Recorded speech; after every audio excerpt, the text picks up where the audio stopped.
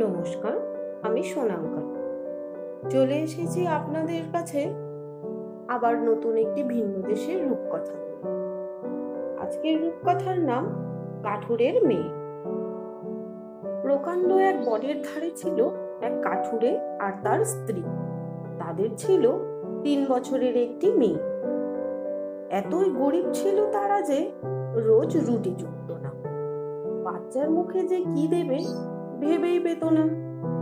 একদিন সকালবেলা কাঠুরে মন খারাপ করে বনে গিয়ে যখন সে কাঠ কাটছে, হঠাৎ তার সামনে এসে দাঁড়ালেন দীর্ঘমেয়া অতি সুন্দরী এক মহিলা। মাথায় তার জলজলে তারা সাজানো মুখ।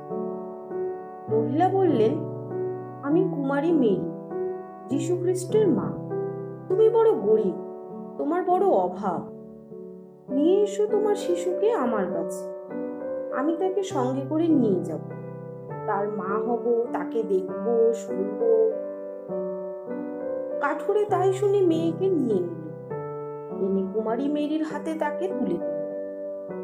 মেরি তাকে নিয়ে স্বর্গে চলে গেল। মেয়েটি ভালোভাবেই মানুষ হতে গেল। মিষ্টি কেক, মিষ্টি দুধ খেতে পেল, চোরের পোশাক পরতে পেল, দেব শিশুদের সঙ্গে খেতে পেল। যখন তার বয়স 14, কুমারী মেরিকে ডেকে একদিন বললেন, দেখো বাছা, আমি অনেক দূরে যাচ্ছি। এই 13খানি চাবি তোমার কাছে রাখো। স্বর্গের 13টি দরজা এতে খুলবে। এদের মধ্যে 12টি দরজা খুলে স্বর্গের যা কিছু পরিমাণ সব তুমি দেখতে পারো, আমার কোনো আপত্তি নেই। 13 নম্বর ঘরটি এই ছোট্ট চাবি দিয়ে খোলা যায়। সেটি কিন্তু তোমার খুলতে মানা। কখনো খুলো না, বুঝলে? খুললে অনেক দুঃখ পাবে। মেয়েটি বাধ্য হয়ে থাকবে বলে কথা দিল।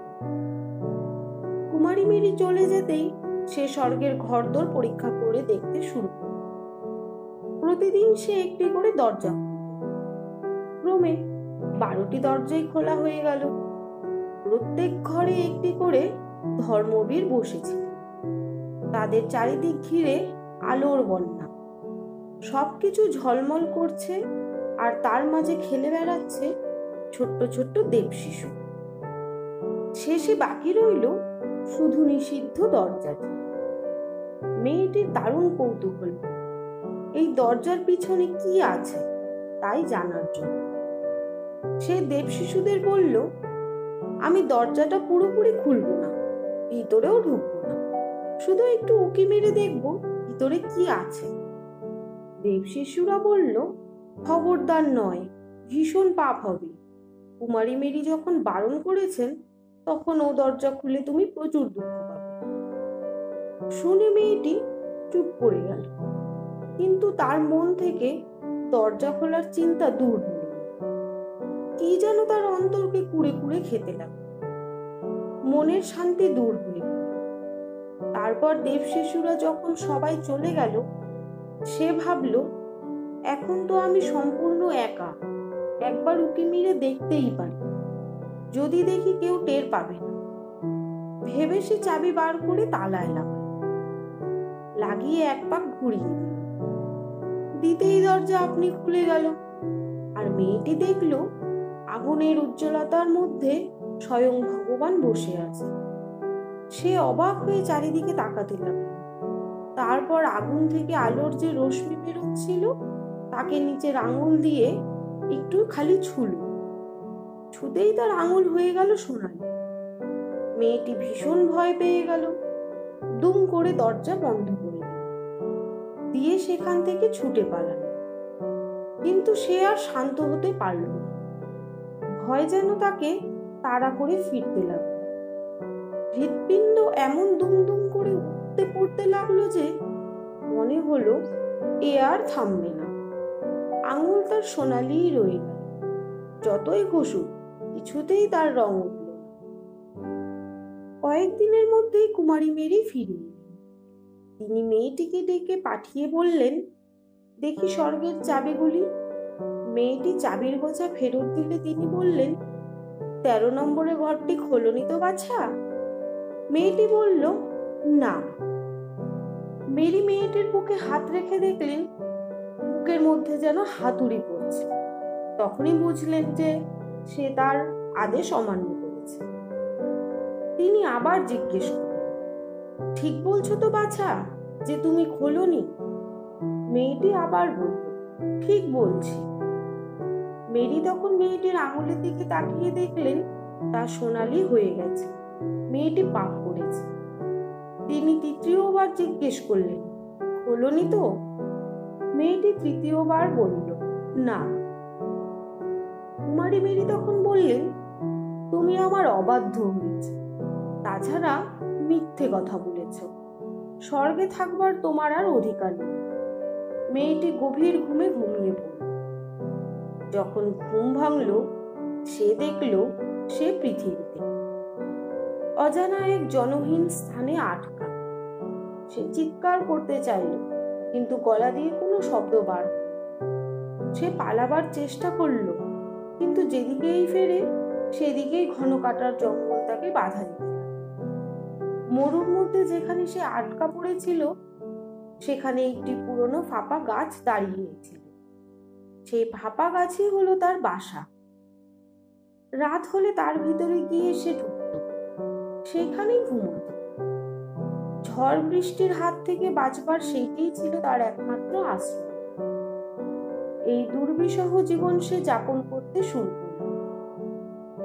যখন তার মনে পড়তো স্বর্গে সে কত সুখী ছিল, দেব শিশুরা কেমন তার সঙ্গে খেলা করত, তখন ঝরঝর করে তার চোখ দিয়ে জল পড়ত। খাবারের মধ্যে ছিল শুধু গাছের মূল আর বুনো বেল। এই সংগ্রহ করতে তাকে অনেক হাঁটাহাঁটি।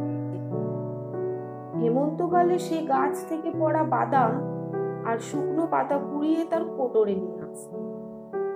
শীতের সময় সেই বাদাম ছিল তার খাদ্য, আর যখন বরফ পড়ত তখন শুকনো পাতাই ছিল তার একমাত্র শীতের আশ্রয়। বুনো জন্তুরা যেমন পাতার মধ্যে দেহ গুজে শুয়ে থাকে, তেমনি করে সে শীতে জমে যাওয়ার হাত থেকে নিজেকে বাঁচায়। কিছুদিনের মধ্যে তার কাপড় চোপড় সমস্ত ছিঁড়ে গেল।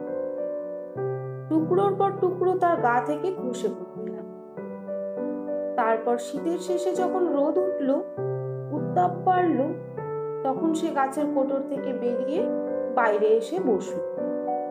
দেখা গেল যে তার লম্বা লম্বা চুল ছড়িয়ে পড়ে তার সমস্ত দেহ ঢেকে রেখেছে। গায়ে একটিও বস্ত্র নেই। এইভাবে বছরের পর বছর কেটে যায়।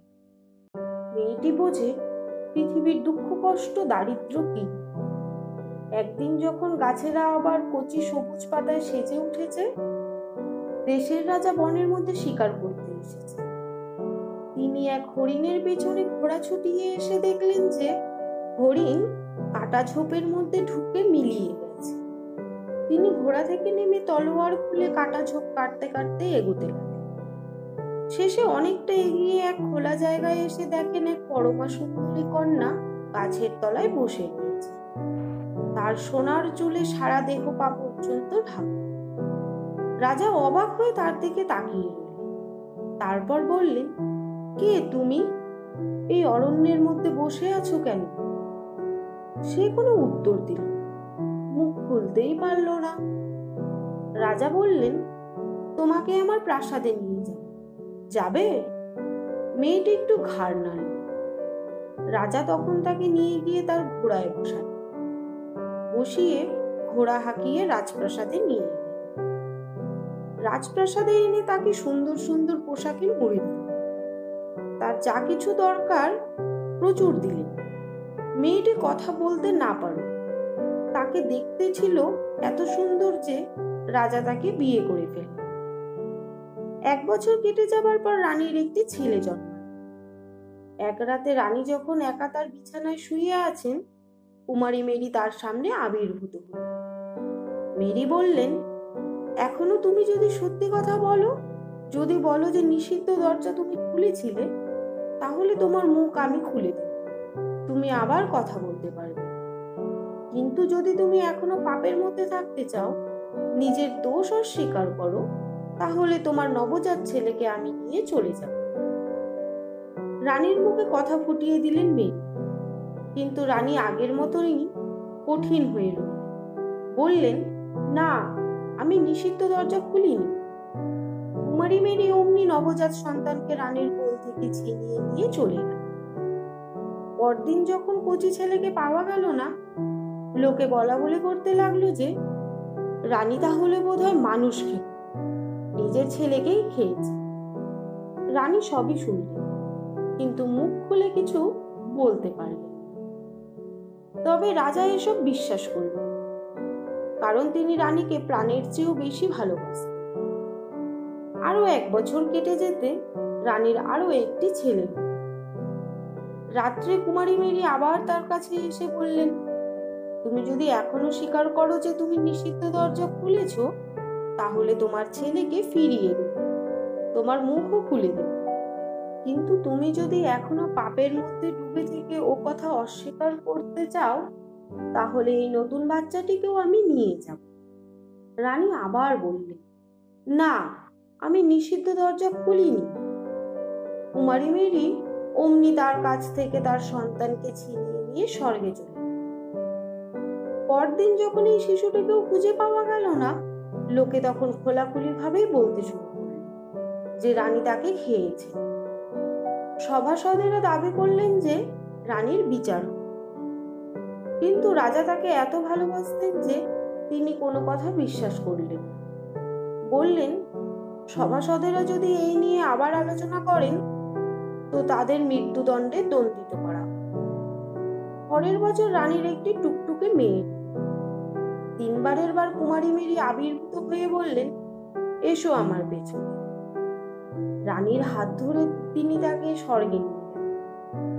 সেখানে তার বড় ছেলে আর মেজ ছেলেকে দেখালেন। ছেলেরা মায়ের দিকে চেয়ে হাসল। রানীর ভারী আনন্দ হল। কুমারী মেরি বললেন, এখনো কি তোমার মন নরম হয়নি? এখনো তুমি যদি স্বীকার করো যে নিষিদ্ধ দরজা খুলেছিলে, তাহলে তোমার 2 ছেলেকে ফেরত পাবে। 3 বারের বার রানী বললেন, না, আমি নিষিদ্ধ দরজা খুলিনি। কুমারী মেরি তাকে আবার পৃথিবীতে নামিয়ে দিলেন, আর যাবার সময় রানীর খুকিকে নিয়ে চলে গেল। পরদিন সকালে যখন সবাই খবর পেয়ে গেল, সকলে একযোগে চিৎকার করে বলল, রানী মানুষ খেকো, রানীর বিচার চাই। রাজা আর তার সভাসদদের সংযত করতে পারলেন। বিচার সভা বসাতে। বিচার সভায় বোবা রানী কোনো প্রশ্নেরই উত্তর দিতে পারলেন।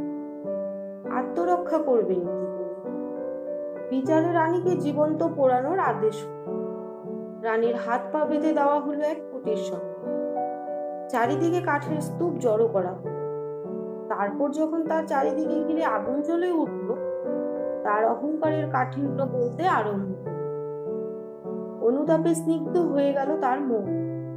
তিনি মনে মনে ভাবলেন, হায়, যদি আমি মরবার আগে স্বীকার করতে পারতাম যে আমি দরজাটা খুলেছি। ভাবতেই তার গলায় স্বর ফিরে এলো। তিনি চেঁচিয়ে বললেন, হ্যাঁ মেরি, আমি পাপ করেছি, দরজা খুলেছি। বলতে বলতেই সঙ্গে সঙ্গে আকাশ থেকে বৃষ্টি পড়তে শুরু করল। আগুন নিভে গেল। রানীর মাথার উপর আলো জ্বলে উঠল, আর দেখা গেল 2 হাতে 2 ছেলেকে ধরে কোলে নবজাতা কন্যাকে নিয়ে কুমারী মেরি আকাশ থেকে নেমে আসছে। মেরি মিষ্টি গলায় বললেন, যে তার পাপ স্বীকার করে আর তার জন্য অনুতাপ করে, তাকে ক্ষমা করা হয়, বলে শিশু 3টিকে রানীর হাতে সঁপে দিলেন। রানীর মুখ খুলে দিলেন আর বললেন, রানী, তুমি চিরজীবন সুখী হও। আমার গল্পটি ফুরলো, নোটে গাছটি মুড়লো। আমার এই প্রচেষ্টাটি আপনাদের কেমন লাগলো কমেন্টের মাধ্যমে জানাতে ভুলবেন না।